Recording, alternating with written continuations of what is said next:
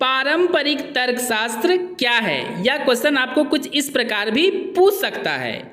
पारंपरिक तर्कशास्त्र से आप क्या समझते हैं? सेमेस्टर 1 फिलॉसफी का ये बहुत ही इम्पोर्टेंट सवाल है जिसे मैं आपको एक आसान नोट्स के साथ आसान भाषा में समझाऊंगा। अगर मेरा ये नोट्स आपके लिए हेल्पफुल हुआ तो मेरे चैनल को सब्सक्राइब करें, वीडियो को अधिक से अधिक लाइक एंड शेयर करें। चलिए दोस्तों, आंसर को डिस्कस करते हैं। तर्कशास्त्र के पिता अरस्तु को माना जाता है क्योंकि अरस्तु ने ही तर्कशास्त्र के बारे में सभी को बताएं। मतलब सीधा सा है दोस्तों, अरस्तु ने ही समाज को या फिर सभी लोगों को तर्कशास्त्र के बारे में बताएं। अरस्तु से पहले तर्कशास्त्र क्या है यह किसी को मालूम भी नहीं था और इसलिए अरस्तु को ही तर्कशास्त्र का पिता माना जाता है।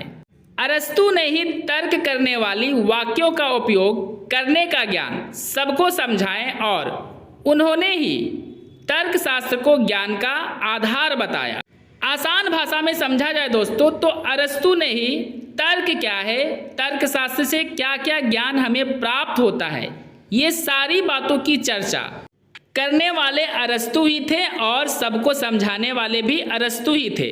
उन्होंने ही कहा कि तर्कशास्त्र ज्ञान का आधार होता है। मतलब तर्कशास्त्र का ज्ञान प्राप्त करने वाले बहुत ही ज्ञानी होते हैं। अरस्तु के द्वारा दिए गए तर्कशास्त्र के ज्ञान को ही पारंपरिक तर्कशास्त्र कहते हैं। अब दोस्तों, यहाँ पे जो शब्द पारंपरिक आया है इसका मतलब होता है जो पुराने समय से चली आ रही हो। और अरस्तु के तर्कशास्त्र को पारंपरिक तर्कशास्त्र इसलिए कहते हैं क्योंकि तर्कशास्त्र अरस्तु के समय से ही चला आ रहा है, जो लगभग अरस्तु के समय से ही चलता आ रहा ज्ञान है। अरस्तु ने तर्कशास्त्र को ही ज्ञान का आधार बताया है, इसलिए तर्कशास्त्र को ज्ञान का एक साधन समझा गया है। लगभग 2000 सालों से यानी अरस्तु के समय से ही अरस्तु के तर्कशास्त्र को ही आधार बनाकर, मतलब अरस्तु के बताए हुए तर्कशास्त्र को ही आधार बनाकर, मतलब दोस्तों उसी से सीखकर, मतलब अरस्तु के द्वारा बताए गए तर्कशास्त्र से ही सीखकर लोग इनके द्वारा बताए गए तर्क को ही बिना बदले ज्ञान प्राप्त किए हैं। मतलब दोस्तों अरस्तु ने जो भी ज्ञान की बातें तर्कशास्त्र में बताई है उसे बिना बदले लोगों ने उनसे ज्ञान प्राप्त किया।